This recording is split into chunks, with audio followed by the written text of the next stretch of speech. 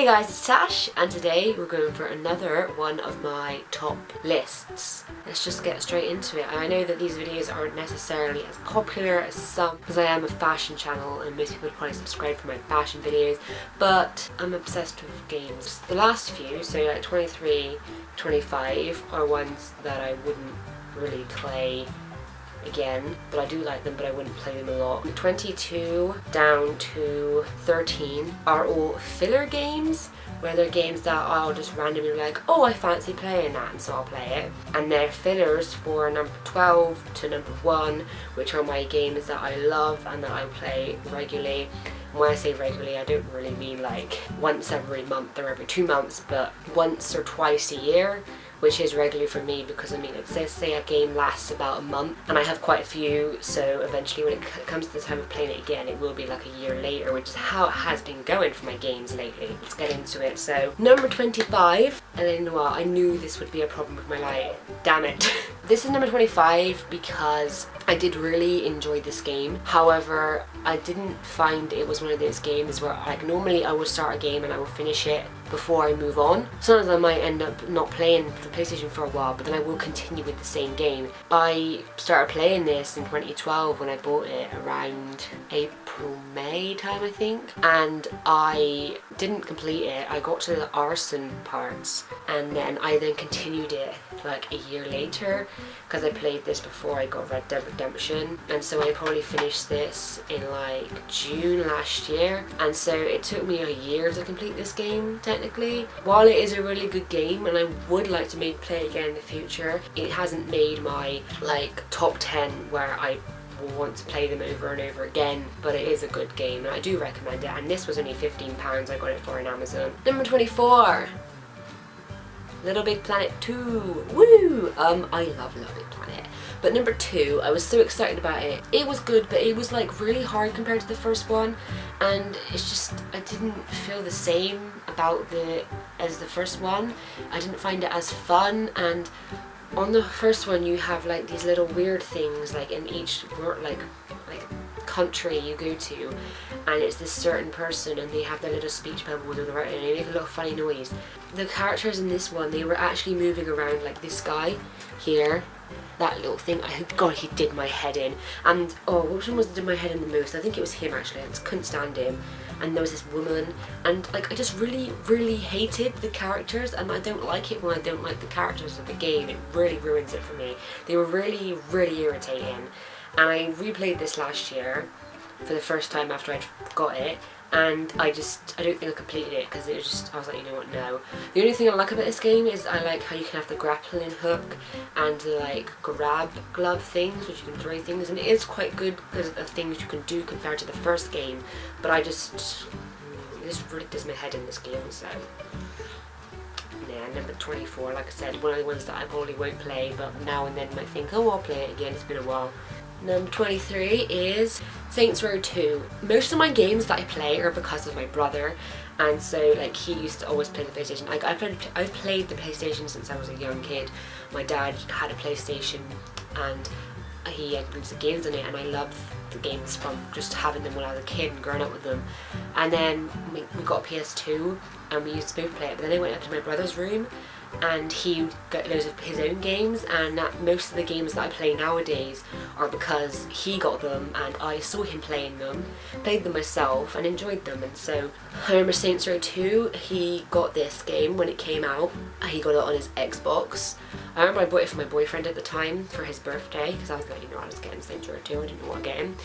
And then my dad had it, as you can see, it's got like DVDs to your door sticker, because my dad used to have a business where he'd rent DVDs and games. This was one of my dad's, and I just thought I'd play it one day, and I really enjoyed it.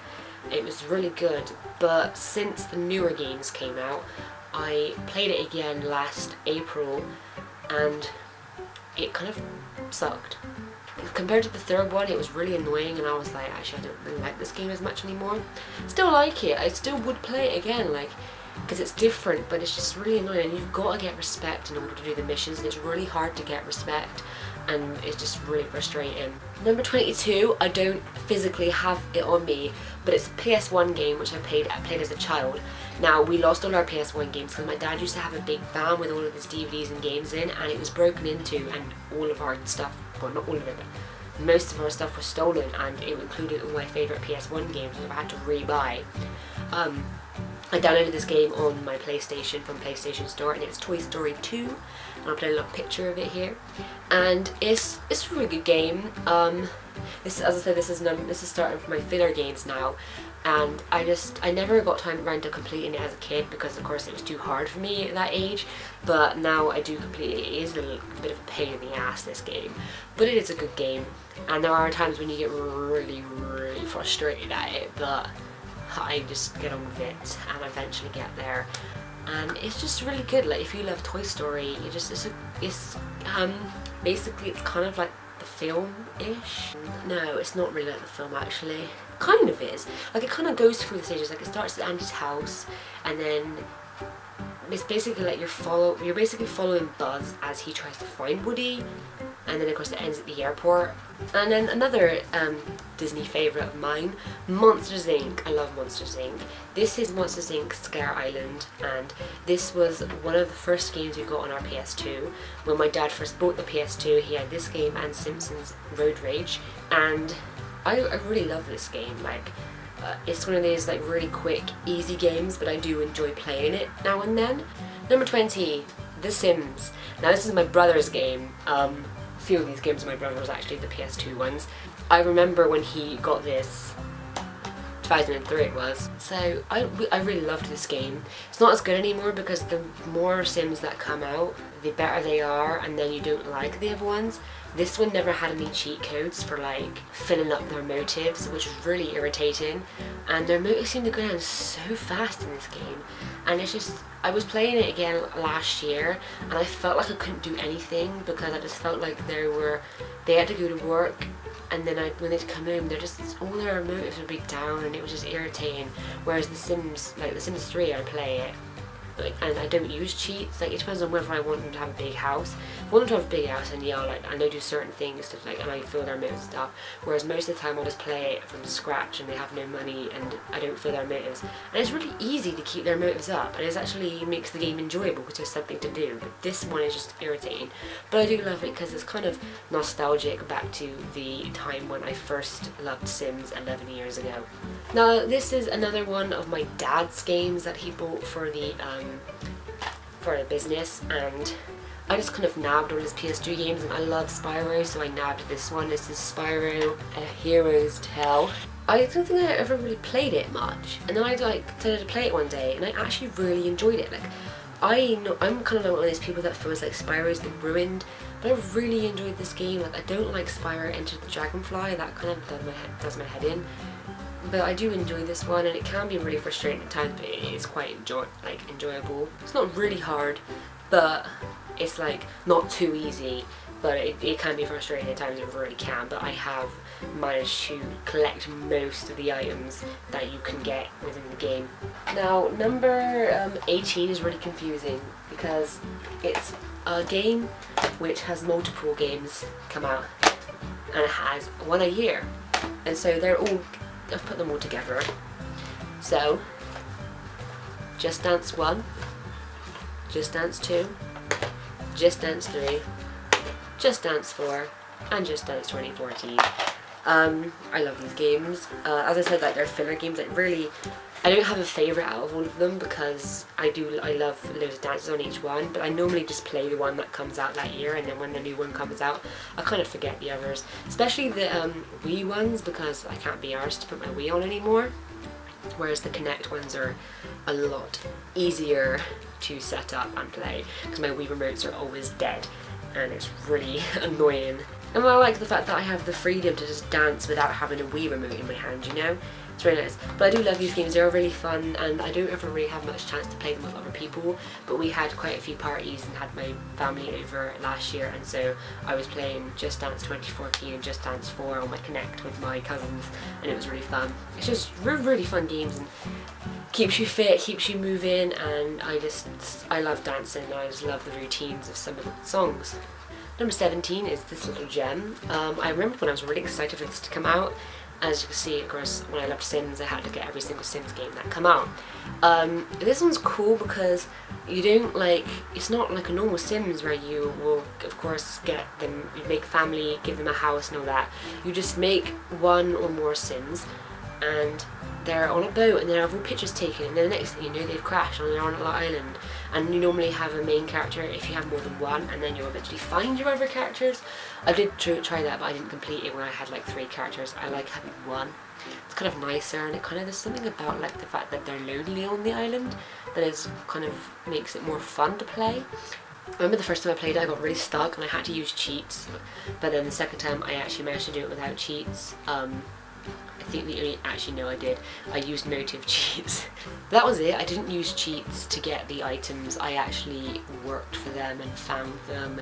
You have to you build a raft to get to a second island, and then you build a boat to get to the next island and all that, and it's just really good fun. So if you like The Sims and you haven't checked this out, I think you should check this out. Like, if you have a PlayStation, that is.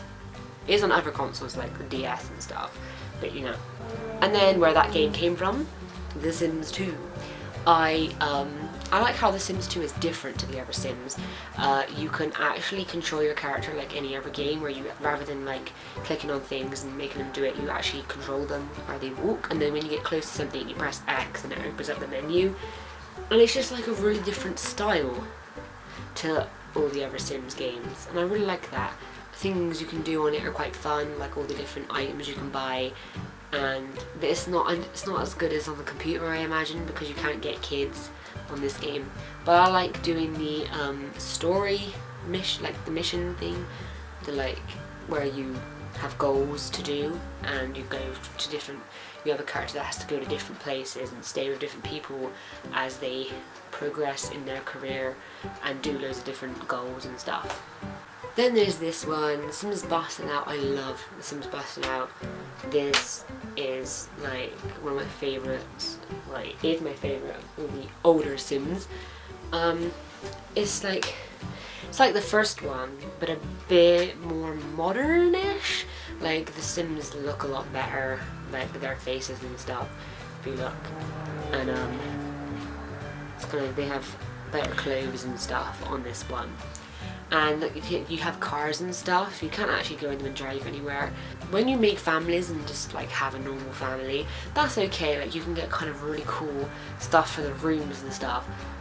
But I prefer once again the story where you have to actually go through every single career and get to like level 10 in every career.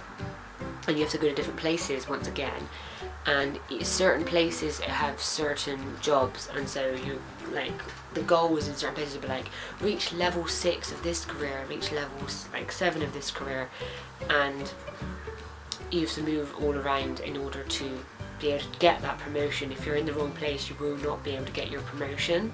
Mario Kart Wii! I love Mario Kart. I remember when we got this game. It was like it was the year we got our Wii, I think. I don't know.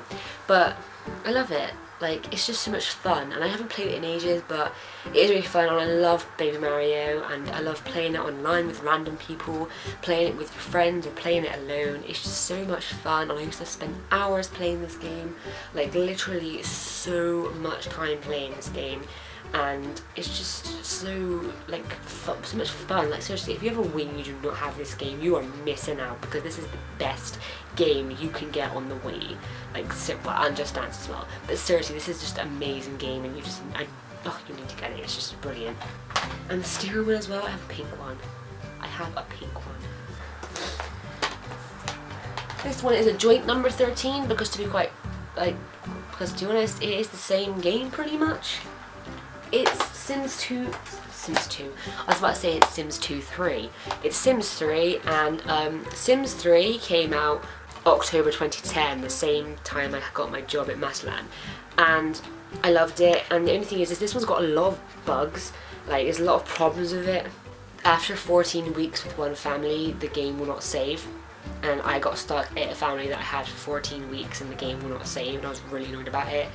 There was also one family I made, the music that plays when you miss an opportunity kept playing every like few seconds. Like it would do it, you'd be like doo doo doo doo doo doo doo.